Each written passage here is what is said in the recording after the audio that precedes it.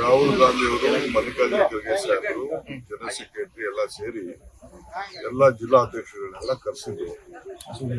ಜಿಲ್ಲಾ ಅಧ್ಯಕ್ಷರಿಗೆ ಒಂದು ಪ್ರೋಗ್ರಾಮ್ ಕೊಟ್ಟಿದ್ದಾರೆ.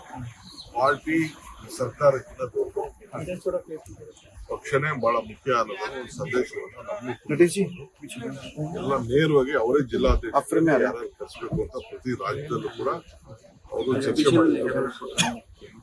ಪ್ರತಿ ಒಂದು ಅಸೆಂಬ್ಲಿ ಟಿಕೆಟ್ ಕೊಡೋಕ ನಿಮ್ಗೆ ಕೇಳಿದ್ರ ನಿಮ್ಮತ್ರ ವಿಶ್ವಾಸ ತೆಗೆದುಕೊಂಡ್ರ ಅಂತ ಕೂಡ ಪ್ರಶ್ನೆ ಕೇಳಿದ್ದಾರೆ.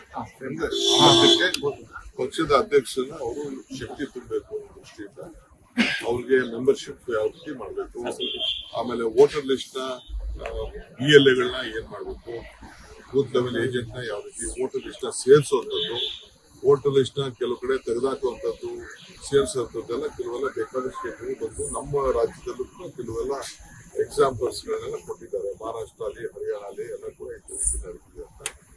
ಸೊ ಅದಕ್ಕೆ ವೋಟರ್ ಲಿಸ್ಟ್ ಬಗ್ಗೆ ಕೂಡ ಅವರು ನಮ್ಗೆ ಮಾರ್ಗದರ್ಶನ ಕೊಟ್ಟಿದ್ದಾರೆ.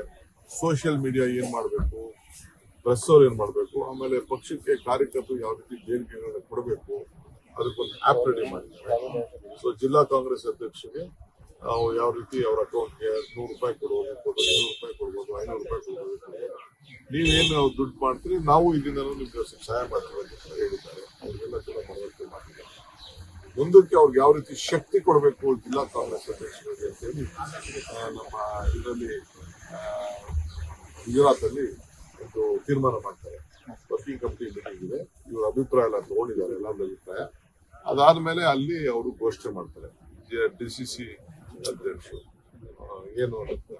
ಆಮೇಲೆ ಯಾರೇ ಆಗ್ಲಿ, ಜಿಲ್ಲಾ ಮಂತ್ರಿಗಳಾಗ್ಲಿ, ಎಲ್ಲಿಂದನೇ ಆಗ್ಲಿ, ಆಲ್ ಮಿನಿಸ್ಟರ್ಸ್ ಫಸ್ಟ್ ನೀವು ಆ ಜಿಲ್ಲೆಗೆ ಹೋದ ತಕ್ಷಣ ಕಾಂಗ್ರೆಸ್ ಕಚೇರಿಗೆ ಕಂಪಲ್ಸರಿ ಹೋಗಲೇಬೇಕು, ಕಾರ್ಯಕರ್ತರು ಭೇಟಿ ಮಾಡಲೇಬೇಕು. ಆಮೇಲೆ ಜಿಲ್ಲಾ ಕಾಂಗ್ರೆಸ್ ಅಧ್ಯಕ್ಷರು ಆ ಮಂತ್ರಿ ಅಲ್ಲಿ ಆ ತಾಲೂಕು ಹೋದ್ರೆ ಬ್ಲಾಕ್ ಕಾಂಗ್ರೆಸ್ ಅಧ್ಯಕ್ಷನ ಕಂಪಲ್ಸರಿ ಅವ್ರ ವಾಹನಗಳಲ್ಲೇ ಕುಂಡಿಸ್ಕೊಳ್ಬೇಕು ಅನ್ನೋದು ಕೂಡ ಸೂಚನೆಯನ್ನು ಕೊಟ್ಟಿದ್ದಾರೆ.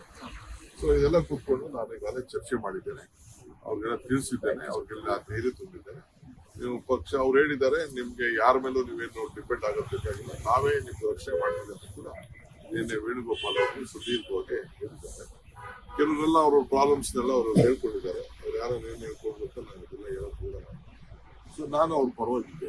ಇಡೀ ದೇಶದಲ್ಲಿ ರಾಹುಲ್ ಗಾಂಧಿ 3 ಗಂಟೆ ಕೂತಿದ್ರು, ಅವರೇನೆ 3 ಗಂಟೆ ಕೂತ್ಕೊಂಡು ಮಾಡಿದ್ದಾರೆ. ಇನ್ನ 2-3 ಮೀಟಿಂಗ್ ಈ ತರ ಮಾಡ್ತಾ ಇದ್ದಾರೆ. ಅವರು ಕೂತ್ಕೊಂಡು ಒಟ್ಟು 4 ಗಂಟೆ ಮೀಟಿಂಗ್ ನಡೀತು. ಸೊ 3 ಗಂಟೆ ಅಧ್ಯಕ್ಷರು ರಾಹುಲ್ ಗಾಂಧಿನೇ ಕೂತ್ಕೊಂಡು ಮಾಡಿದ್ರು. ಆಮೇಲೆ 1 ಗಂಟೆ ಪ್ರೆಸೆಂಟೇಷನ್ ಇತ್ತು.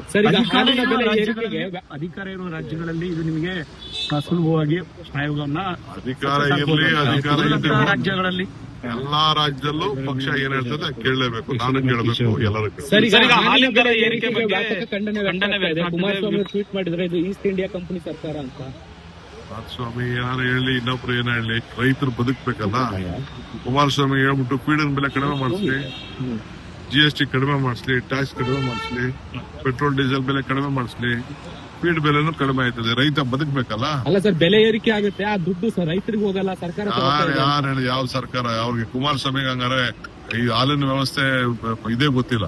ಅವ್ರ ತಮ್ಮನ್ ಕೇಳಿ ನೋಡಿ ಗೊತ್ತಾಗ್ತದೆ. ಅವ್ರ ತಮ್ಮನ ಅಣ್ಣ ಅವ್ರ ಅಣ್ಣನ ಕೇಳಿ ನೋಡಿ ಗೊತ್ತಾಗ್ತದೆ ಎಲ್ಲಿ ಸರ್ಕಾರಕ್ಕೆ ಹೋಗ್ತದೆ.